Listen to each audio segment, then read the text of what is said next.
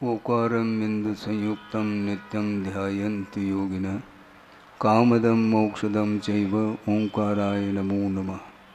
अविरल शब्द घनुग प्रक्षालित सकल भूतल कलंका मणिविरपार्षद तीर्था सरस्वती रत्नो दुरितम अज्ञान तिमिरांधानां ज्ञानांजनशलाकया चक्षुरुन्मीलितं येन तस्मै श्री गुरुवे नमः। परम गुरुभ्यो नमः। परम्पराचार्य गुरुभ्यो नमः। सकलकलुषविध्वंसकं श्रेयसां परिवर्धकं धर्मसम्बन्धकं भव्यजीवमनप्रतिबोधकारकमिदं शास्त्रं श्री समयसारनामधेयम्।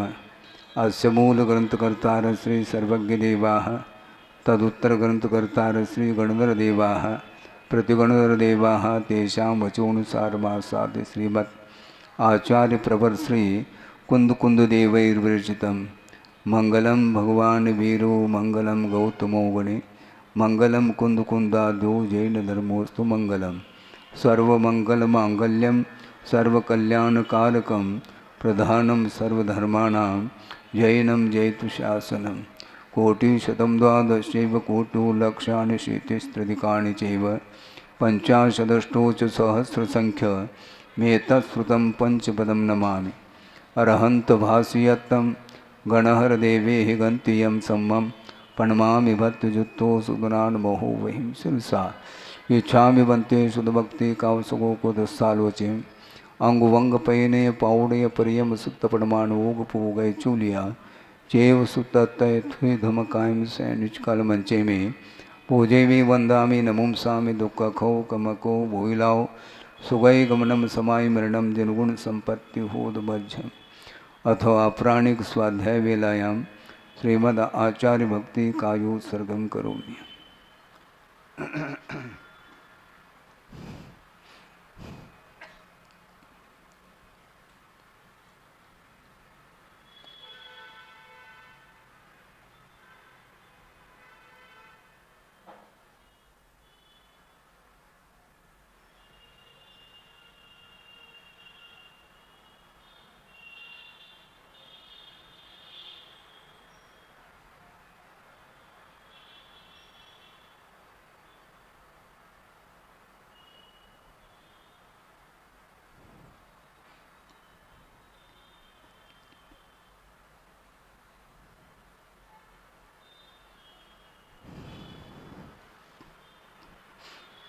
श्रुतजलधिपारगेभ्य स्वपरमत विभावना पटुमतिभ्य सुचरिततपोनिधेभ्यो नमो गुरुभ्यो गुणगुरुभ्य छत्तीस गुण समज्ञे पंचव्याचारकरण संदर्शे शिष्यानुग्कुशले धम्मायिरिये सदा वंदे गुरुवत्त संजमेनय तरन्ति संसार सायरं घोरं चुन्नन्त्यट्टकं मम जन्मन मरणं न पावेन्ति ये नित्यं व्रतमन्त्रहोमनिरता ध्यानाग्निहोत्राकुला षट्कर्माभिरतास्तपोधनगना साधुक्रिया साधव शीलप्रावरणा गुणप्रहरणा चन्द्रार्कतेजोदिकाः मोक्षद्वारकपाठपाठनभटाः प्रीणन्तु मां साधव गुरुवः पान्तुनो नित्यं ज्ञानदर्शननायकाः चारित्राणवगम्भीरा मोक्षमार्गोपदेशकाः इच्छामि मन्त्ये आयुर्वत्ते कामसुगोकोदस्सालोचें सम्मनान् सम्मदंसन समचर्जुत्तानं पंचव्याचाराणां आयुर्यानम आयारादि स्मराणो उपदेशयानम उवध्यायानम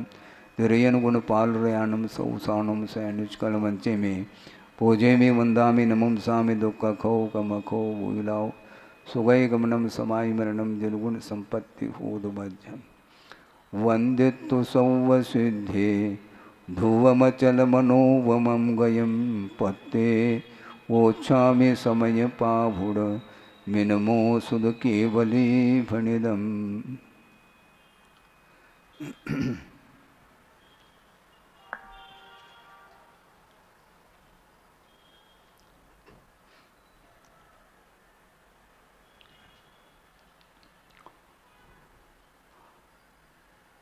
अथ यस्मात् एकत्वं सुलभं न भवति तस्मात् तदेव कथ्यते।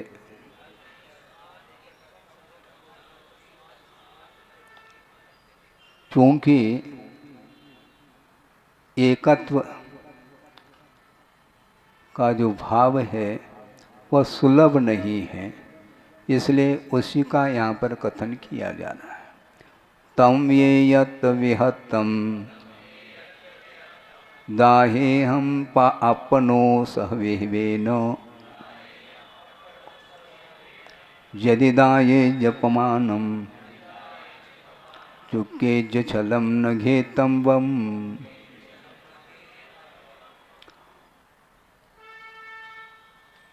तत्पूर्वोक्तम एकत्व विभक्तम अभेद रत्नत्रय एक परिणतम मिथ्यात्वादि रहितम परमात्म स्वरूपम इत्यर्थः।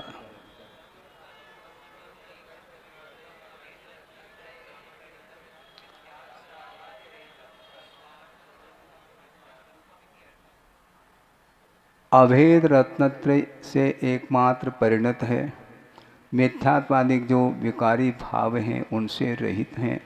ऐसा जो परमात्मा का स्वरूप है वही एकत्व विभक्त माना जाता है, जिसको मैं दिखा रहा हूँ। अहम दर्शये केन, किसके द्वारा मैं दिखाना चाहता हूँ? आत्मना स्वकीय मति विभवेन, अपने आप की जो मति अर्थात बुद्धि है, उस बुद्धि रूपी वैभव के माध्यम से आगम तर्क परम गुरु उपदेश स्वसंवेदन प्रत्यक्षेण इति।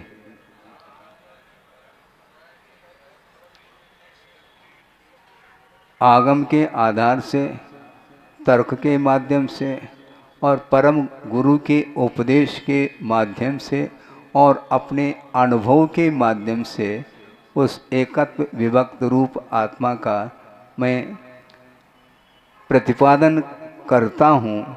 यदि दर्शयेयम, यदि मैं दिखा सकूं, तदा उस समय स्वसंवेदन ज्ञानेन परीक्ष प्रमाणी कर्तव्यम भवद्भि। ये शर्त है, कुंद कुंद स्वामी कह रहे हैं, मैं यदि दिखा सकूं तो स्वसंवेदन ज्ञान के माध्यम से उसका परीक्षण करके उसको प्रमाण के रूप में स्वीकार करना चाहिए आप लोगों को। यदि च्युतो भवामि, यदि मैं चूक जाऊं, च्युत हो जाऊं, तर्हि छलम न ग्राह्यम दुर्जनवत इति। यदि मैं नहीं दिखा पाऊं तो उसमें छल ग्रहण नहीं करना चाहिए, क्योंकि छल को ग्रहण करने वाला सज्जन नहीं होता, ऐसा कहा जा रहा है। सम्यक ज्ञानम प्रमाणम, ये न्याय ग्रंथों में सूत्र आता है। सम्यक ज्ञान को ही प्रमाणभूत माना है। वो सम्यक ज्ञान जो प्रमाणात्मक ज्ञान है, उसके माध्यम से वस्तु तत्व का बोध हो जाता है।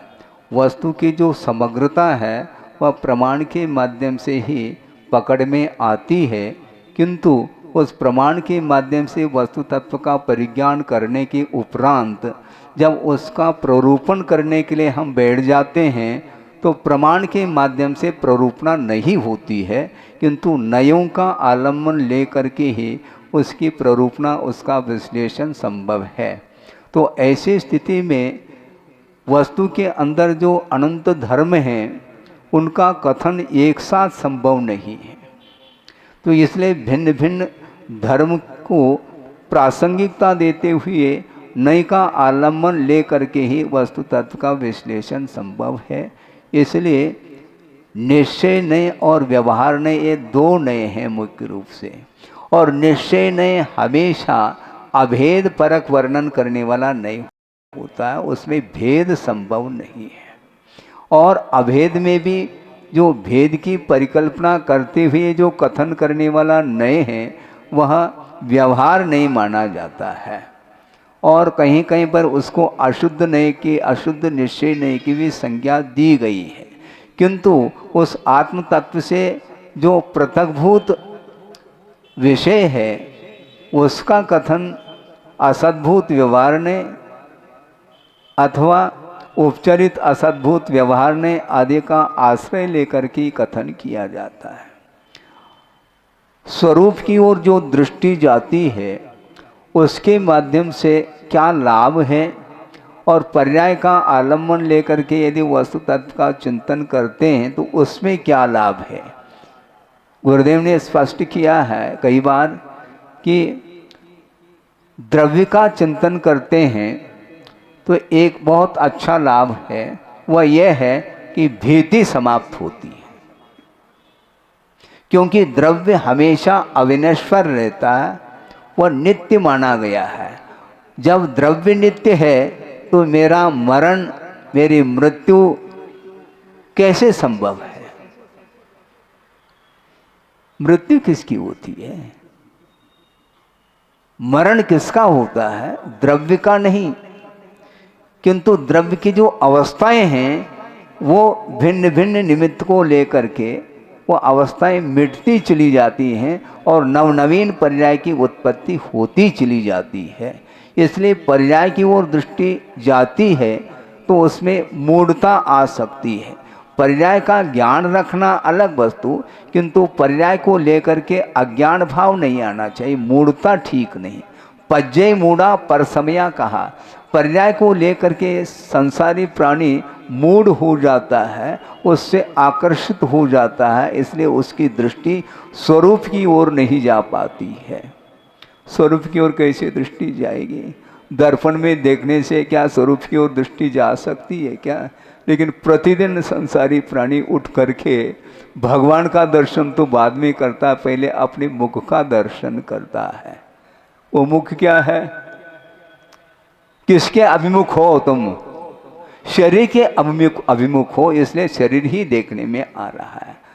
आत्मा के सम्मुख जो पहुंचता है उसके लिए शरीर गौण हो जाता है, शरीर की ओर कोई भी दृष्टि आकर्षण संभव ही नहीं। इसलिए द्रव्य का चिंतन निरंतर करने से बाहरी जो परिधि में जो अवस्थाएं देखने में आती हैं उसके माध्यम से ही उसका ज्ञान आत्मा की ओर नहीं जा पाता और वह केंद्र में स्थित नहीं हो पाता। उसका उपयोग वह परिधि में आता, परिधि में क्या है, पर्याय देखने में आती है। उन पर्यायों का उस द्रव्य के साथ अभेद संबंध है, चैतन्य परिणति की अपेक्षा से। किंतु शरीर की अपेक्षा से दृष्टि रख करके कथन करते हैं तो जीव से बिल्कुल वह पृथकभूत है। हालांकि उस शरीर का आत्मा के साथ संश्लेष संबंध होते हुए भी वह पृथक है, स्वरूप की अपेक्षा से उसमें पार्थक्य देखने में आता है। शरीर का स्वरूप भिन्न और आत्म तत्व का स्वरूप भिन्न है, और आत्मगत जो वैभाविक भाव हैं वो आत्मा से अभिन्न होकर के भी वह भिन्न इसलिए क्योंकि वह स्वभाव नहीं उसका। जो रागादिक भाव हैं इनका संबंध आत्मा के साथ तादात्म्य को लेकर के हैं, किंतु वह स्वाभाविक परिणति नहीं, स्वाभाविक अवस्था नहीं है। लेकिन वैभाविक अवस्था के साथ इसका संबंध जुड़ जाता है तो निश्चित रूप से आत्मा का क्या स्वरूप है उससे वह दूर रह जाता है। ये आकर्षण का केंद्र बना हुआ है। जब तक इस शरीर में जीव विद्यमान हैं तब तक आप लोग आपस में एक दूसरे के साथ वार्ता करते हैं, और अकस्मात यदि मान लो उसका अवसान हो जाता है फिर उसको एक क्षण के लिए भी वह घर में रखना नहीं चाहेगा। क्या अर्थ हुआ, जिसके साथ संबंध रखते थे, रखना चाहते थे, वह चल बसा। अब बचा क्या, केवल वह वैभाविक पर्याय जो कि पौद्गलिक परिणति है। शुद्ध आत्म तत्व का चिंतन करने से एकदम आत्मिक शांति आती है, लेकिन चिंतन कौन करे। बाहरी वस्तुओं का जब तक संबंध बना रहेगा तब तक विकल्प एक के बाद विकल्प की जो श्रृंखला है, विकल्प की धारा टूटती नहीं है। सरोवर में जिस प्रकार तरंगे लहरें उत्पन्न होती हैं उसी प्रकार एक के बाद एक इस प्रकार विकल्प उत्पन्न ही होते हैं और मिटते रहते हैं, उसकी पूर्ति संभव नहीं है।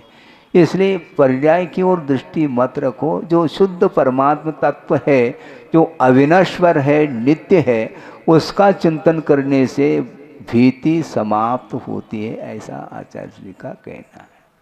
और पर्याय का चिंतन करने से लाभ क्या है? वैराग्य उत्पन्न होता है, क्योंकि शरीर नश्वर है। पर्याय की अपेक्षा से क्षण क्षण में वह वस्तु मिट रही है, इसलिए किसको लेकर के मैं हर्ष और विषाद करूं, ऐसा भाव जागृत होता है। इसलिए जगत और शरीर का चिंतन करने के लिए कहा है। जगत का है स्वभाव व सम्यक वैराग्यार्थम।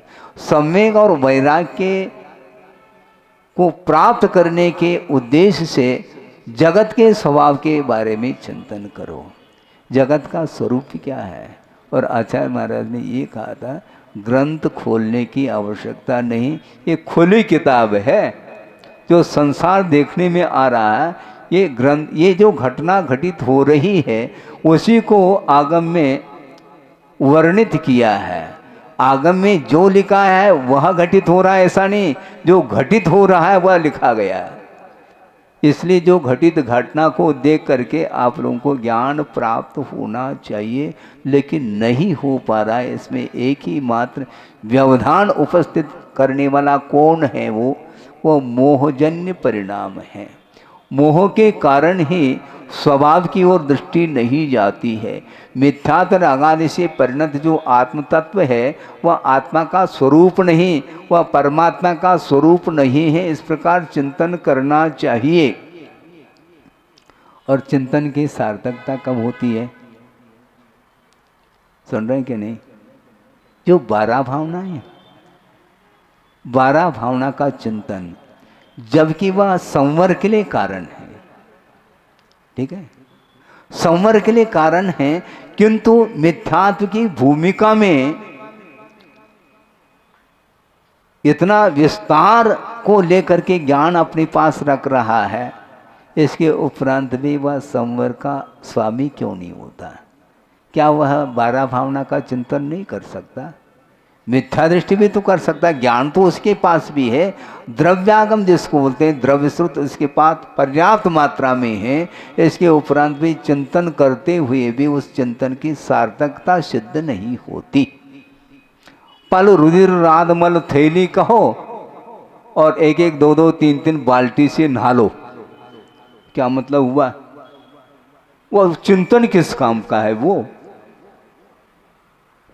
शरीर के शुद्धिकरण के लिए थोड़ा सा जल का प्रयोग करना ये अलग विषय है गृहस्थ की अपेक्षा से, किंतु अनेक प्रकार के सौंदर्य प्रसाधन वस्तुओं का इस्तेमाल करते हुए और घड़ों घड़ों से वह नहा लेता है, जबकि एक जल की बूंद में असंख्य जीव हैं।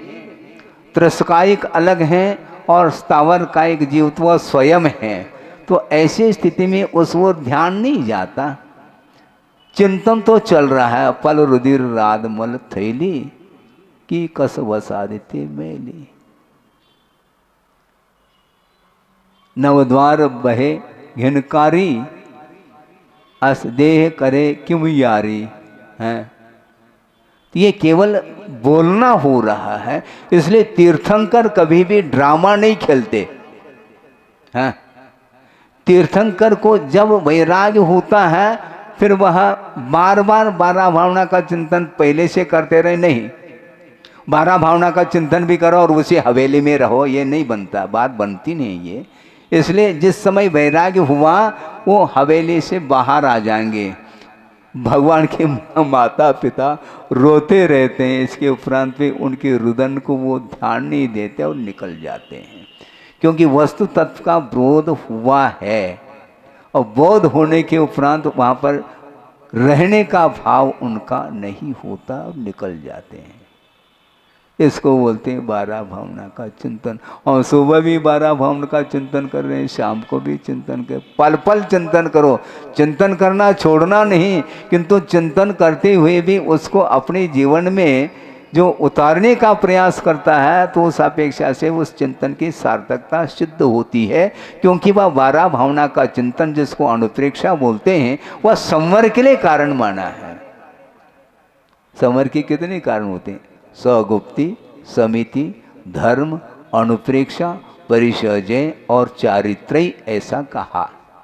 गुप्ति के द्वारा भी विशिष्ट रूप से संवर होता है, और गुप्ति में हमेशा रह नहीं सकते, इसलिए बाहर आते हैं तो समिति का आलम्बन लेकर के वह प्रवृत्ति करता है और 10 धर्म का भी आलम्बन लेता है, 12 भावनाओं का चिंतन करता है और 12 भावना का चिंतन परिचय के ऊपर विजय प्राप्त करते हुए ही उसकी सार्थकता सिद्ध होती है। परिचय से तो डरता है और चिंतन तो बहुत व्यवस्थित चिंतन कर रहा है। कर्म सिद्धांत और जीव सिद्धांत के ऊपर रिसर्च कर सकता है, थीसिस लिख सकता है, कोई भी उपाधि प्राप्त कर सकता है, पीएचडी कर सकता है, डिलीट उपाधि को प्राप्त कर सकता है। ये सब कुछ होते हुए भी, क्योंकि इसलिए कहना चाह रहा हूँ कि मिथ्यात्व के उदय के साथ भी लगभग 11 अंग का वह ज्ञान रख रहा है, 11 अंग और 9 पूर्व तक प्रवेश पा रहा है। इसके उपरांत भी एक भी प्रकृति की निर्जरा और एक भी प्रकृति का संवर इसलिए नहीं कर रहा है क्योंकि इतना द्रव्य स्रोत रखते हुए भी वह सम्यक दर्शन से वंचित है। इसलिए सम्यक दर्शन कितना दुर्लभ वस्तु है। देखो, ज्ञानावरणी कर्म का क्षोभम बहुत सुलभ है, किंतु दर्शन मुनि का क्षोभम अत्यंत दुर्लभ है, क्योंकि उसके बिना संसार का अंत संभव ही नहीं है। एक बार जिसने सम्यक दर्शन को उपलब्ध कर लिया तो उसका अनंत संसार परीत हो जाता है। अर्ध पुद्गल परिवर्तन काल से अधिक वह संसार में रह ही नहीं सकता। और सम्यक दर्शन के अभाव में अनादि मिथ्या दृष्टि का जो संसार है वह अनंत आत्मक संसार है। उसको समाप्त कैसे करें महाराज? कारण सदृशम कार्यम, कारण के अनुरूप कार्य होगा। आपके अंदर कौन से परिणाम उत्पन्न हो रहे हैं एट प्रेजेंट मैं नहीं जान सकता, मेरे बुद्धि का वह विषय बन ही नहीं सकता। और दूसरी बात यह भी उतना ही सत्य है कि आपके अंदर जो भी विचार उत्पन्न हो रहे हैं उन विचारों को आप किसी के सामने रखना भी पसंद नहीं करेंगे। ऐसे परिणाम भी उत्पन्न हो रहे हैं। समस्या ये है, कौन रख सकता है? नहीं रख पाएगा। हाँ, कलुषित भाव भी उत्पन्न हो रहे हैं, पाप में परिणाम उत्पन्न हो रहे हैं, उनको हम किसके सामने रखें? रख नहीं पाता, लेकिन उत्पन्न तो हो रहे हैं। उनको समाप्त कैसे करें? कई लोग कहते महाराज इस प्रकार के परिणामों से हम कैसे ऊपर उठें? ये परिणाम हो क्यों रहे हैं ये पहला बताओ, तब तो उसको समाप्त किया जा सकता है। जिन जिन वस्तुओं के निमित्त को लेकर के कलुषित परिणाम उत्पन्न हो रहे हैं उन वस्तुओं को आप छोड़ना ही नहीं चाहते और परिणामों में निर्मलता और चाहते हैं, तो कहां से निर्मल परिणाम हो? संभव नहीं है। आपने ही अपने हाथों से स्विच ऑन किया है, तो फिर ऑफ करने के लिए दूसरा व्यक्ति आएगा क्या? कैसे इसको समाप्त करें? अपने हाथ से ऑफ कर लो ना, आपको ये ऑफ करना है, हम नहीं कर सकेंगे। बल्कि यहाँ तक कहा जा रहा है आगम ग्रंथों में कि आपके परिणामों को भगवान भी मिटा नहीं सकेंगे। आपके परिणामों को मिटाने में एकमात्र निमित्त भूत हैं, वो उपस्थित भी हो जाए तो आप पुरुषार्थ करेंगे तो उनके निमित्त से अपने परिणामों को हम निर्मल बना सकते हैं। संभावना और पुरुषार्थ आप करोगे तो ठीक है। भगवान के पादमूल में तीर्थंकर अथवा केवली श्रुत केवली के पादमूल में दर्शन मुनि की क्षपना होती है और उनके पादमूल को प्राप्त करने के उपरांत आपके दर्शन मुनि की क्षपना वो करके दे सकते हैं क्या? नहीं, क्योंकि पेपर तो आपको ही लिखना है, वो लिख करके नहीं देंगे। लिखना आपको है, कैसा लिखा जाता है ये तो आगम के माध्यम से ज्ञात हो सकता है। लिखना आपको है, वो लिख करके दे नहीं सकते, क्योंकि एक कार्य का उपादान दो नहीं हो सकते कारण। एक कार्य का उपादान कारण एक ही होता है, वह स्व ही होता, पर नहीं हो सकता। तो इसलिए आप अपने जीवन को विकसित करना चाहते हैं, उन्नति की ओर ले जाना चाहते हैं, तो अवनति के लिए जितने भी कारण हैं उनसे आपको हर हालत में बचना है। बचो बचो ऐसा कहने के उपरांत भी वह बच नहीं पा रहा है। कई बार ये चिंतन में भी आता है, आगम में भी लिखा है, हम एकांत से नहीं कहना चाहते हैं कि वस्तुतः प्रेरणा कोई वस्तु है क्या है? प्रेरणा क्या वस्तु है? इस विषय पर कई बार चर्चा हो चुकी है, किंतु आपके बीच में भी इस विषय को रखना इसलिए चाहता हूं कि जिस विषय में जिसकी अत्यंत रुचि है वह बिना प्रेरणा के भी उसमें चला जाता है। उस क्षेत्र में दुकान खोलने के लिए क्या हमने प्रेरणा दी है क्या? बोलो, क्या भगवान ने दी है? दुकान खोलने के लिए, बिल्डिंग बनाने के लिए, विवाह करने के लिए?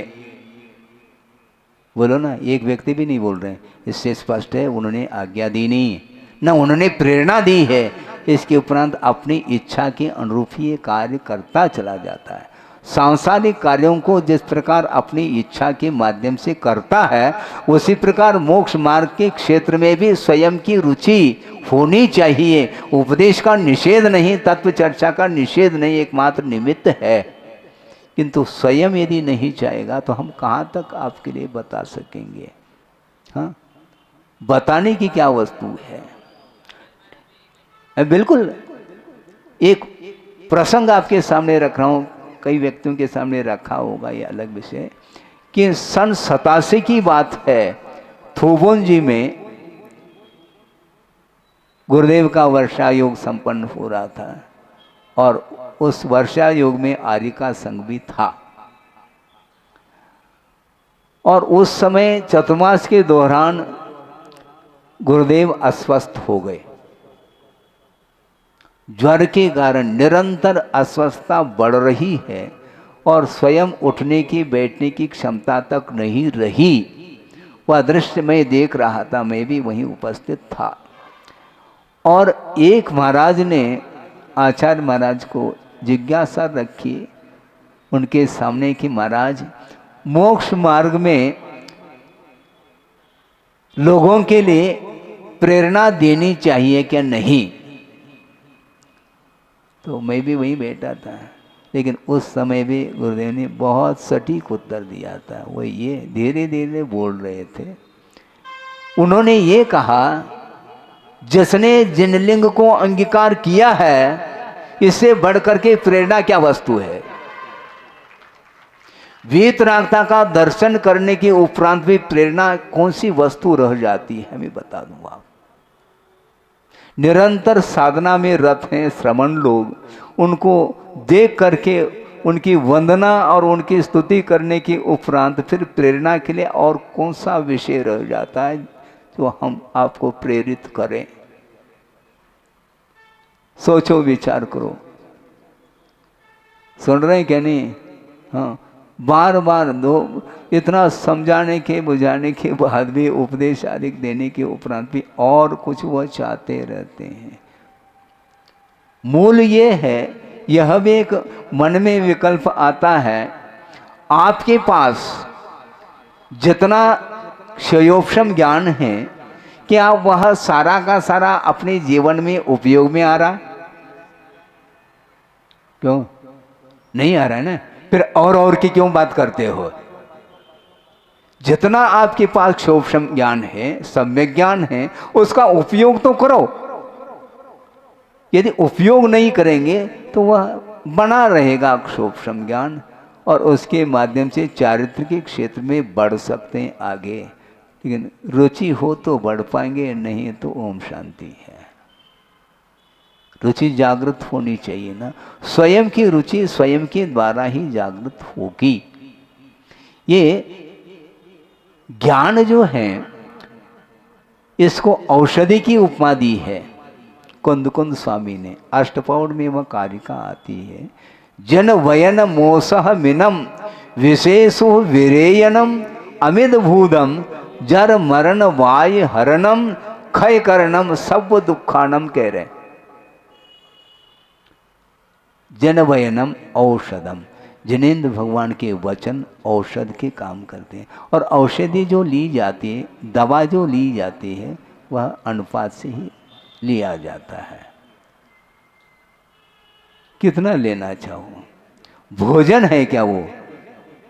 औषध भोजन नहीं, रोग को निष्कासित करने के लिए एकमात्र वह कारण है, उतना ही आप लेते हैं और उससे रोग से निवृत्ति होती है। उसी प्रकार सही मायने में जो सुबूति महाराज थे, उन्होंने औषधि ले ली थोड़ी बहुत और उसके माध्यम से वो आगे बढ़ते, स्वस्थ दशा का अनुभव करते रहे। उस ज्ञान जो क्षोभम प्राप्त जो ज्ञान है, उसका उपयोग करिए, दूसरे के लिए भी उसका उपयोग हो जाए, इस प्रकार का आप लोगों को प्रयत्न करना चाहिए। गुरुदेव ने कहा था कि ज्ञान आपके पास है, उसका उपयोग बांट बांट करके करो, दूसरे के लिए भी दो उसको जिसके पास नहीं है। और होते हुए भी उसका जो उपयोग नहीं कर रहा है, तो वह क्षोभम ज्ञान कालांतर में पना वह उसके ऊपर मोह के कारण आवरण आता चला जाता है, पुनः अनावरण करने की आवश्यकता पड़ती है। संडे के दिन चित्र का अनावरण हो गया और अगले संडे तक पुनः उसके ऊपर आवरण आ जाता है ना। फिर दूसरे संडे पुनः अनावरण करेंगे। उसी प्रकार ज्ञानावरणी कर्म का क्षोभम हुआ, सम्यक दर्शन की उत्पत्ति हुई, उसके उपरांत पुनः दर्शन मुनि का उदय आ गया, तो पुनः वह सम्यक ज्ञान आवरणित हो जाता है। पुनः पुरुषार्थ करो निरावरण करने के लिए, अनावरण करने के लिए। ये हो रहा है। इसलिए ये बहुत अच्छा अवसर है, आपके पास मन है, विचार चिंतन मनन इत्यादि करने के लिए भेद ज्ञान आपके लिए उत्पन्न हो रहा है, और मन के बिना भेद ज्ञान संभव नहीं है। भेद ज्ञान का अर्थ कुछ नहीं कि विभिन्न प्रकार के स्वभाव को लिए हुए पदार्थ हैं, उनमें उन सभी पदार्थों में भेद भिन्नता है। जैसे शरीर है और आत्म तत्व है, इन दोनों में स्वरूप की दृष्टि से बड़ा अंतर देखने को मिलता है। और ये अंतर यदि देखने को मिल गया, इसी का नाम भेद विज्ञान है। और भेद समझ में आ गया, फिर बाद में वह हे पदार्थ को छोड़ देता है, क्योंकि वह छोड़ने योग्य है, जोड़ने योग्य नहीं। और जो छोड़ने योग्य है उसको जोड़ रहा है रात दिन संसारी प्राणी है। दुकान खोल रखी है तो जोड़ता ही चला जा रहा है। किसको जोड़ रहे हो? आचार्य कह रहे हैं जुड़ो न जोड़ो, हाइकू है, जुड़ो न जोड़ो, जोड़ा छोड़ो। यदि जोड़ा है पहले छोड़ो उसको, जुड़ना नहीं किसी से, जुड़ो न जोड़ो, जोड़ा छोड़ो, जोड़ो तो बेजोड़ जोड़ो। यदि मान लो जोड़ने की आदत भी है तो बेजोड़ जोड़ो। तो बेजोड़ कौन है मुझे बताओ आप? पंच परमेष्ठी हमारे लिए बेजोड़ हैं, उनके साथ हम संबंध रखना चाहते हैं, बाकी किसी के साथ हमारा कोई भी संबंध नहीं है। हाँ, क्योंकि ये पंच परमेष्ठी ही हमें मोक्ष तक ले जाने में निमित्त भूत हैं, और उनका सहारा लेकर के हम चलेंगे। और कोई सहारा चैनल की कोई आवश्यकता नहीं हमें। चैनल की क्या आवश्यकता है? पंच परमेष्ठी है अपने पास, खत्म। जिनवानी है, ग्रंथ नहीं भी दे दो आप, किंतु क्षोभम प्राप्त है, और बिना ग्रंथ के खोले भी रात में भी मनन चिंतन करके अपने परिणामों को वह संयत बना सकता है। इसलिए किससे जोड़ना और छोड़ना, ये ठीक पर वस्तु के साथ जो जुड़ाव है वही पतन के लिए कारण है। और उसमें इस प्रकार के परिणाम होते हैं संसारी प्राणी के अंदर। वो थोड़ा बहुत भी कुछ कर लेता तो मैंने किया, ये कर्तृत्व भाव आता है उसके अंदर। हाँ, ये मेरे भक्त हैं, अच्छा वो दूसरे के पास गए तो उनके पास कैसे चले गए? मेरे भक्त हैं ये। हाँ, मतलब पार्श्वनाथ भगवान के समोचरण में जो साधु हैं, श्रमण हैं, वो महावीर भगवान के समोचरण में नहीं जा सकते, मतलब ऐसा नो एंट्री है, ऐसा कुछ है क्या? क्योंकि वो उनके भक्त हो गए। अरे ये भक्त छोड़ो, आप भक्ति करो जिसमें सार है। भक्त क्या है? भक्त के दो अर्थ बताए थे गुरुदेव ने। भक्त का अर्थात भोजन होता है, हैं? भक्त का अर्थ भोजन, और भक्त बने हुए हैं ये भक्त। सलेखना के समय पर दोनों प्रकार के भक्त का त्याग होता है। एक भक्त अर्थात भोजन का भी वह क्रम से त्याग करता चला जाता है, और जो भक्त बने हैं उनके प्रति भी जो संबंध जुड़ाव है उसको भी छोड़ देता है। तब कहीं जाकर के वह संलिग्ना पूर्वक समाधि होती है। ये फिजूल है, ये निष्प्रयोजन परिणाम है। इन परिणामों में रखा क्या है? क्योंकि इस प्रकार के परिणाम के कारण उन पर वस्तु के साथ स्वामित्व भाव जुड़ जाता है, वही ठीक नहीं है। स्वामित्व का अर्थ आधिपत्य, मैं इसका स्वामी, अपने शुद्ध परिणामों का स्वामी बनो। वो बनना खेल थोड़ी, वो आक्रमण कर रहा है दूसरे राज्य पर। ये क्या है? ये उसके ऊपर भी उसका संचालन मैं करूं, सबका नियंता मैं बनूं, यह जो भाव है ये भाव ठीक नहीं माना जाता। ये परिग्रह है ये, और स्वामित्व एक अलग ही क्वालिटी का परिग्रह माना जाता है। जैसे समझने के लिए आपको कहीं जाना है, मान लो दिल्ली, बॉम्बे आदि, तो आप साधन का प्रयोग करते हैं, ठीक है ना? लेकिन उस साधन में आपको आनंद नहीं आता। क्यों? गाड़ी किराए की है। अच्छा, गाड़ी से आप जाते हैं कि किराए और अपने, इससे क्या प्रयोजन है? गाड़ी पर्याप्त है, लेकिन मेरी गाड़ी नहीं है ना। समस्या ये है, स्वामित्व नहीं उसके पास, इसलिए उसको पीड़ा है। एक गाड़ी है, शेठ जी की गाड़ी जा रही है, और उसमें शेठ जी भी है और ड्राइवर भी है। आनंद किसको आता है? ड्राइवर को आता है? नहीं, स्पेशल सीट है उसके लिए, उसी गाड़ी में वो बैठा है, इसके उपरांत भी वह नौकर कहलाता है। गाड़ी ऑनरशिप किसका? शेठ जी की गाड़ी जा रही है, इसलिए शेठ जी को आनंद आता है, ड्राइवर को नहीं आता। ये सब क्या है? दोनों बैठ करके जा रहे हैं, सफर कर रहे हैं। आनंद किसको आ रहा? वह स्वामित्व के कारण आनंद आता है। इसी प्रकार मान लो मकान है और उसमें पार्टीशन है, और दोनों जगह अपने परिवार में डिवाइडेशन हो गया है, पृथक पृथक रह रहे हैं, मतलब उसको सेपरेट जिसको बोलते हैं, और सेपरेट रह रहे हैं। और मान लो उसमें दीवार है, पार्टीशन है और खिड़की भी है मान लो, और एक ने रेडियो ला करके रख दिया और चालू कर दिया, और जिसके पास रेडियो नहीं है वह फ्री में सुन सकता है, लेकिन उसको ये विकल्प है मैं भी ले आऊँगा, क्योंकि स्वामित्व। गीत सुनने से उसको आनंद नहीं, स्वामित्व के प्रति जो आनंद है इसी को बोलते हैं ये मेरा, ये तेरा। यह जो संबंध है, ये संबंध के कारण ही परिणामों में मलिनता आती है, और ये छूट नहीं रहा है। अहम प्रत्यय ठीक नहीं, मैं और ये मेरा, मैं इसका स्वामी, मैं इसका कर्ता, मैं ही इसका भोक्ता। हाँ, दूसरे को श्रेय नहीं जाना चाहिए, मैं इसका श्रेय, इसका श्रेय मुझे। ये सब क्या है? ये उदारता नहीं, संकीर्ण मनोवृत्ति वाले के अंदर ही इस प्रकार के भाव होते हैं। इसलिए संकीर्ण मनोवृत्ति कभी भी नहीं होनी चाहिए, उदारता आनी चाहिए। सबका कल्याण हो और उसमें मेरा भी निहित है।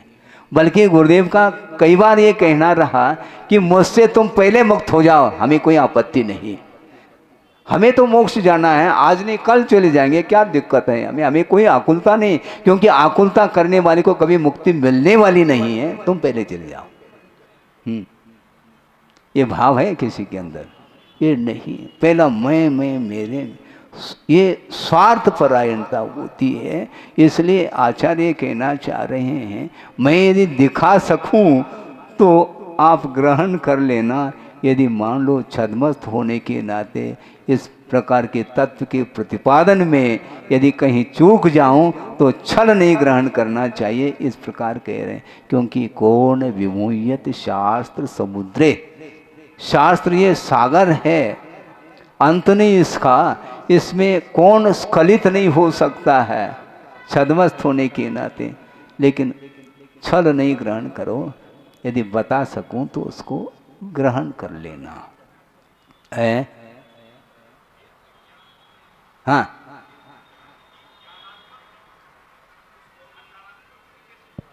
भेद विज्ञान, हाँ कैसे उसको फिर से ये जो भेद विज्ञान है, तो भेद विज्ञान में जो विज्ञान शब्द है, तो इससे समझ में आ रहा है कि ये ज्ञानात्मक होना चाहिए, है ही। आचारात्मक को कैसे उसको हम जोड़ सकते हैं? हैं? आचरण से कैसे? आचारात्मक का अर्थ जैसा जाना है वैसा अपने आप के जीवन को ढाला जाता है। कथनी और करने में जो अंतर है वही अंतर इसमें नजर आता है। हम कथन तो करते चले जा रहे हैं, यथार्थ कथन कर रहे हैं, किंतु यथार्थ अपने आप को पा नहीं पा रहे हैं। अपना जो परिणमन है स्वरूप का यथार्थ कथन आगम के आदर से किया जा रहा है, किंतु उसका परिणाम, उस रूप परिणाम अपना हो तब वह आचरण माना जाता है। हाँ, आचरण उसको बोलते हैं। आचरण में और ज्ञान में बड़ा अंतर है। दवा रोग के निवृत्ति के लिए कारण है, लेकिन लेंगे तब, नहीं लेंगे तो लेना क्या है? यही चारित्र है, यही चारित्र है। और औषधि का ज्ञान हो गया, यह सम्यक ज्ञान कहलाएगा। इस औषधि से ही यह रोग ठीक होगा, यह विश्वास है, लेकिन लेंगे तब ठीक होगा ना। तो लेना क्या वस्तु? यही आचरण है। ज्ञान में और आचरण में इतना अंतर है। आचरण में भी ज्ञान की ही परिणति है, क्योंकि अभेद पर कथन करेंगे तो दर्शन, ज्ञान और चारित्र तीनों एक में एक हो जाएंगे। तीनों अभिन्न अखिन्न शुद्ध उपयोग की निश्चल दशा, इस प्रकार जो है छड़ालाकार कह रहे हैं। तीनों अभिन्न हो चुके हैं और ये विकल्प में भेद परक कथन करते हैं तो स्वरूप अस्तित्व के अपेक्षा से उसमें भेद भिन्नता देखने को मिलती है। भेद परक वर्णन करने वाला व्यवहार नहीं है और अभेद रूप से वर्णन करने वाला वह निश्चय नहीं माना जाता। वही रत्नत्रय अभेद के रूप में परिणत हो जाता, उसमें विकल्प नहीं। यह सम्यक दर्शन, सम्यक ज्ञान, सम्यक चल विश्वास के दृष्टि से या विश्वास के साथ यदि ज्ञान का परिणमन हो रहा है, उसी का नाम सम्यक दर्शन है। और जानने का नाम सम्यक ज्ञान, और उसके अनुरूप अपने जीवन को ढालना, यह चारित्र माना जाता है। आचरण का नाम चारित्र है। पाप से निवृत्त होने से ही मुक्ति मिलती है, यह ज्ञान हो गया। लेकिन पाप से तो निवृत्त हो जाओ, ये निवृत्त होना यह आचरण माना जाएगा। इस प्रकार ज्ञान और आचरण में बड़ा अंतर देखने को मिलता है।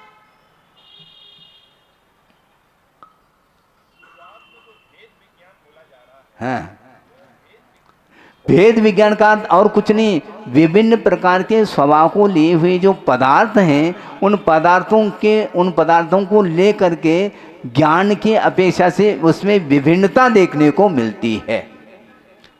अर्थात शरीर है, या पौद्गलिक मटेरियल ओनली, इसका स्वरूप भिन्न है और आत्मा का स्वरूप भिन्न है। ये दो तत्व हो गए, ये दोनों तत्व स्वरूप की अपेक्षा से भेद भिन्नता को लेकर के हैं। इस प्रकार का ज्ञान होना ही भेद विज्ञान है। भेद के साथ जो ज्ञान हो रहा है उसका नाम भेद विज्ञान।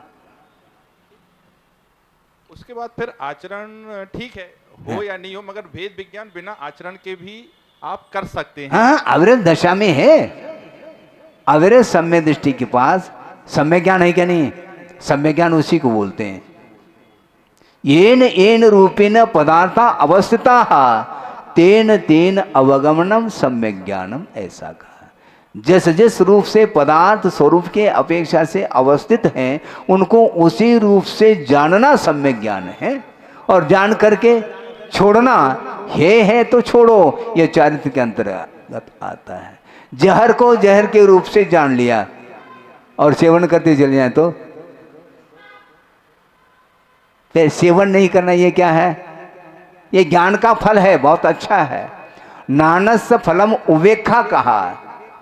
ज्ञान का फल क्या है? उपेक्षा अर्थात चारित्र। राग द्वेषो अप्रणिधानम चारित्रम, ऐसा कहा। राग द्वेष आत्मक जो उपयोग का परिणमन है वह नहीं होना ही सम्यक चारित्र है। वह किसका फल है? ज्ञान का फल है। और आचार्य वीरसेन स्वामी कह रहे हैं धौला ग्रंथ में, हम ज्ञान को ही अज्ञान बोलते हैं। महाराज ये कैसी बात कह रहे हैं? हाँ बिल्कुल कह रहे हैं। ज्ञान को अज्ञान इसलिए कहा क्योंकि ज्ञान का कार्य देखने में नहीं आ रहा, इसलिए वह अज्ञान है। और वह दृष्टांत दे रहे हैं, मैं पुत्र को ही अपुत्र कहता हूं क्योंकि पुत्र के गुण नहीं उसके अंदर। वो पुत्र का है क्या? फिर पुत्र उसी को कहेंगे पुत्र के गुण जो होना चाहिए वह यदि नहीं है वह अपुत्र है। उसी प्रकार ज्ञान का कार्य यदि नहीं देखने में आ रहा है तो उसी को हम अज्ञान कहना चाहते हैं, क्योंकि मोह से प्रभावित जो ज्ञान है, हालांकि अविरत दशा में सम्यक ज्ञान होते हुए भी अध्यात्म दृष्टि से अभी भी अज्ञान दशा का अनुभव कर रहा है। क्यों? असंयम के साथ चल रहा है और असंयम भाव औदैहिक भाव है और सम्यक दर्शन क्षायोपशमिक आदि भाव के अंतर्गत आता है। तो ऐसी स्थिति में औदैहिक भाव का संवेदन हो रहा है क्या क्षायोपशमिक भाव का? बोलिए आप सम्यक दृष्टि में मानते हो, श्रद्धान के अपेक्षा से आपके पास सम्यक दर्शन बरकरार बना हुआ है। इसके उपरांत भी आचरण जो है वह समीचीन नहीं होने के कारण असंयम दशा का अनुभव कर रहा है। वो क्या है? औदैहिक भाव है। इसलिए औदैहिक भाव के सद्भाव में कर्म का बंध होता है और क्षायोपशमिक भाव के सद्भाव में संवर और निद्रा होती है। अविरत सम्यक दृष्टि के लिए 41 प्रकृतियों का संवर और तत्संबंधी निद्रा हो रही है, किंतु असंयम का सद्भाव होने के कारण तत्संबंधी आश्रव जारी है। इसलिए ओदया बंद यरा, ऐसा का औदैहिक भाव बंद के लिए कारण है और औपशमिक क्षायिक और क्षायोपशमिक भाव बंद के लिए कारण नहीं है। वह संवर और निद्रा और मोक्ष के लिए कारण कहा। इसलिए असंयम भाव से ऊपर उठना है, उसके बिना उस ज्ञान की सार्थकता सिद्ध नहीं, क्योंकि ज्ञान की उपयोगिता होनी चाहिए। आपने एक कार खरीद ली, बहुत अच्छी कंपनी की, देखने में सुंदर लग रही है मान लो, लेकिन वह कार जो है ना गैरेज में बंद है। क्या मतलब हुआ? उसकी क्या उपयोगिता है? हाँ, वो ढाक रहा है, ढाकते जाओ। खरीदा काय के लिए? किस उद्देश्य को लेकर के उस कार को खरीदा? और उसमें बैठ नहीं रहा वो। हाँ, है बेकार है, कार होकर के भी बेकार है। दो कार नहीं, बेकार कार दो कार भी हो सकते हैं। हाँ,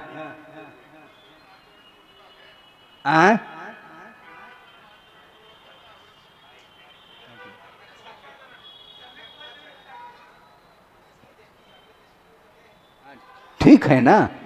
सम्यक के अनुरूप ही आचरण कर रहा है। इसके उपरांत भी अवृत्ति दशा है उसकी। सम्यक दर्शन के अनुरूप बहुत अच्छा विषय है कि अविरत सम्यक दृष्टि के पास सम्यक दर्शन है और सम्यक दर्शन के अनुरूप वह आचरण कर रहा है, किंतु उसको संयमाचरण नहीं कहा, सम्यक्ताचरण कहा।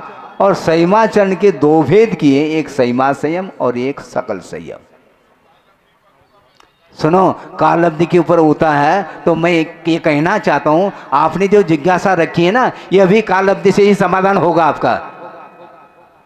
हाँ, आपने जो जिज्ञासा रखी है ना, इसका समाधान भी काल अवधि के द्वारा हो जाएगा। हम क्यों समाधान दें आपके जिज्ञासा का? इसमें काल क्या काम कर रहा है मुझे बताओ? हम पुरुषार्थ क्यों करें? आप जिज्ञासा भी रखो और अपनी धारणा बनाए रखो, ये सब कुछ काल अवधि के द्वारा होना है। एक व्यक्ति ने कहा, महाराज काल अवधि के माध्यम से होता है, करने से कुछ नहीं होता। देखो मजे की बात देखो, और समर्पण भाव है उसके, इसलिए उसने चौका लगा दी। और चौका लगा करके 20-25 दिन होने को है, आकर के कहा, महाराज 25 दिन से हम चौका लगा रहे हैं, आपका आहार नहीं हो रहा। हमने कहा भैया काल अवधि नहीं आई, काल अवधि नहीं, मैं क्या करूं उसके लिए? अपने मतलब की प्रयोजन, मतलब को शुद्ध करने के लिए काल अवधि को लेना। नहीं, फिर ये पूछना मेरा आजर्षी, हाँ, जैसे 266 सागर सम्यक्त की स्थिति बताई गई है, हाँ ठीक है ना, और सम्यक्त तो इतना काल तक असंयम के साथ भी रह सकता है। पॉसिबिलिटी है ना, रहे अनिवार्य थोड़ी। जहां पर सकने की बात है वहां पर संभावना है, डेफिनेट थोड़ी। नहीं, यदि रहता है तो यदि क्यों फिर? नहीं, इसमें बाधा तो नहीं आती ना? नहीं, देखो बात, संभावनाएं हैं, अनेक संभावनाएं हो सकती हैं। ये बहुत अच्छा विषय है, इसमें 2-5 मिनट लगा दें तो कोई ज़्यादा बाधा नहीं है। मैं ये कह रहा हूँ, ये नियत और अनियत को लेकर के थोड़ी सी चर्चा होनी चाहिए। नियत अलग विषय, अनियत, अनियत उसको बोलते हैं जहाँ पर संभावना है वहाँ पर अनियत है, और जहाँ संभावना नहीं है वहाँ नियत है। ये नियत की परिभाषा बहुत अच्छा सैद्धांतिक आपके लिए उदाहरण मैं ये देना चाहता हूँ। वह ये है कि एक यहाँ का मनुष्य कर्म भूमि का, जिसने नरक आयु का बंद कर लिया और 33 सागर आयु का बंद हुआ, गया वहाँ पर, और जा करके अंतर्मूर्त के पश्चात उसने सम्यक्त को प्राप्त कर लिया। ठीक है, अब अंतर्मूर्त कम और अंतिम अंतर्मूर्त कम, बीच का जो काल है 33 सागर प्रमाण, 2 अंतर्मूर्त काल, वो 2 अंतर्मूर्त काल कम 33 सागर प्रमाण काल तक निरंतर उसका सम्यक दर्शन बना रहा, मैक्सिमम काल की अपेक्षा से कह रहा हूँ।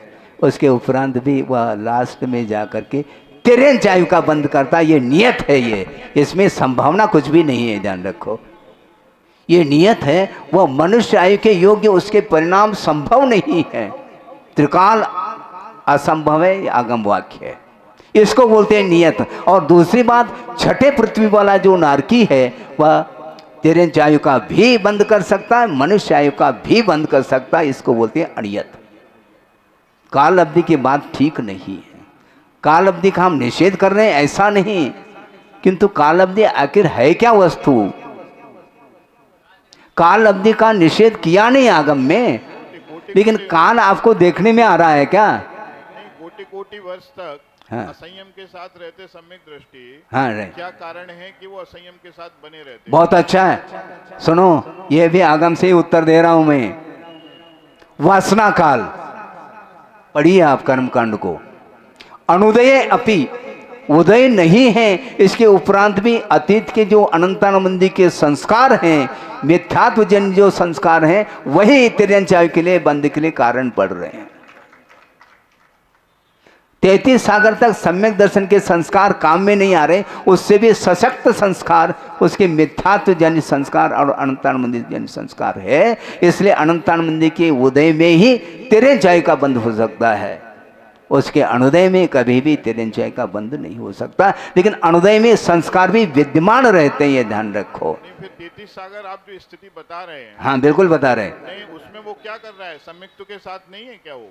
सम्यक के साथ तो है, लेकिन साथ साथ अनंतानंदी के संस्कार को भी लेकर के बैठा है। इसी का नाम संस्कार वासना का अनुदय अपि, ये ध्यान रखो।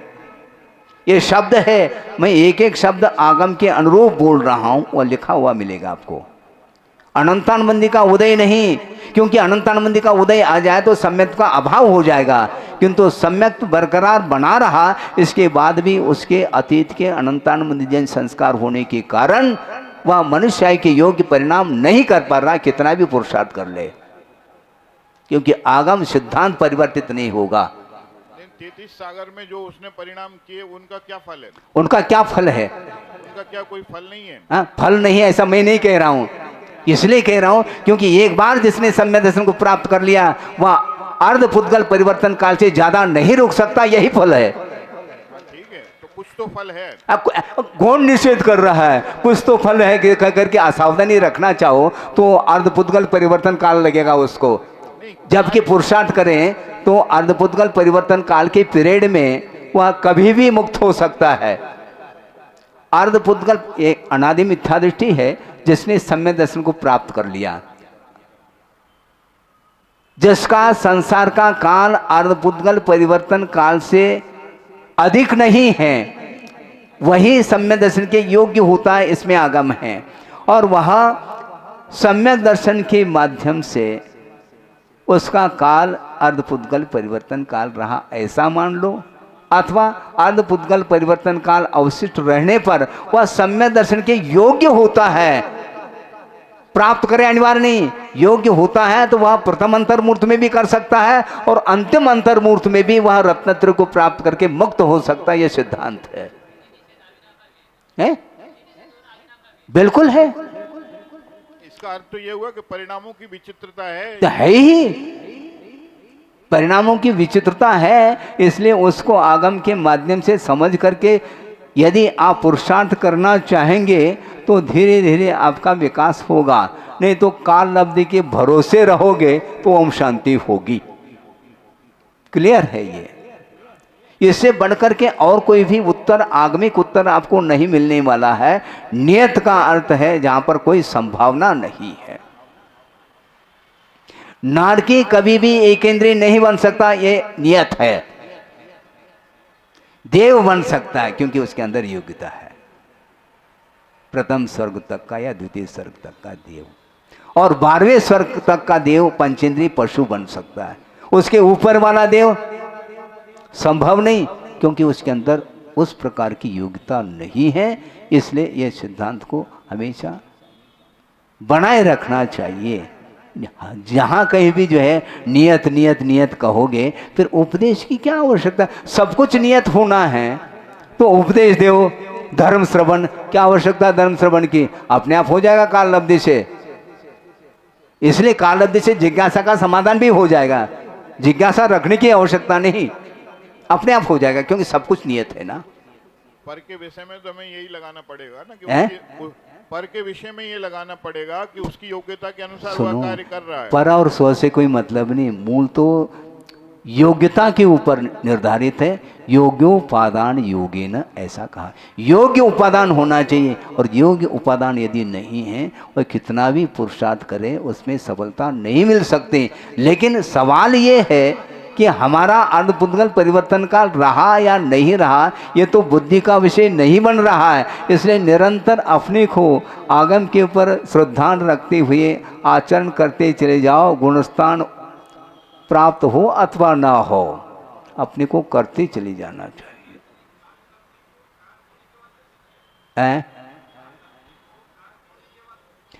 नहीं, होने के बाद भी नहीं कह रहे हैं आचार्य ये कहना चाहते हैं पूज्यपाद स्वामी कि अर्धपुद्गल परिवर्तन आखे काले अवशिष्टे रसति, इतना काल अवशिष्ट रहने पर न अधिके प्रथमोपशम सम्यक योग्यो भवति, ऐसा कहा।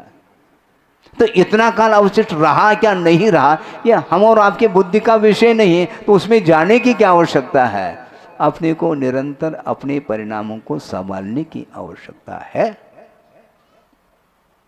कषाय को मंद करो, अपने आप मंद नहीं होते कषाय, कषाय को मंद करना पड़ता है, क्योंकि कषाय अपने आप तीव्र नहीं होते हैं। दीपक को आपने जलाया, अपनी गति से वह दीपक जलेगा, किंतु उसी दीपक को आपने तेज कर लिया और मद्दा कर लिया। ये पुरुषार्थ है कि नहीं? पुरुषार्थ के द्वारा है ये। तो इस प्रकार आगम के अनुरूप इस प्रकार सोचने से बहुत कुछ लाभ नहीं, पूरा का पूरा लाभ हो सकता है। इसलिए अपने को द्रव्य का स्वरूप का चिंतन करना चाहिए और पर्याय के स्वरूप के बारे में भी सोचना चाहिए, जिसके सोचने से निरंतर स्वभाव का परिज्ञान हो सकता है। भेद ज्ञान यदि नहीं है तो हो सकता है, और पहले से यदि भेद ज्ञान सम्यक दर्शनादिक है तो उसका विकास हो सकता है और उसके माध्यम से कल्याण हो सकता है। कल्याण करने की इच्छा जिसकी नहीं है, जिसकी रुचि नहीं है, तो उसके लिए भगवान भी कुछ नहीं कह सकते। इतना ही पर्याप्त है। बोधि समाधि परिणाम शुद्धि स्वात्मोपलब्धि शिव शोक शुद्धि चिंतामणिम चिंतित वस्तुदाने त्वां वंदमानस्य ममास्तु देवी। परम पूज्य आचार्य गुरुवर श्री विद्यासागर जी मुनि महाराज की जय।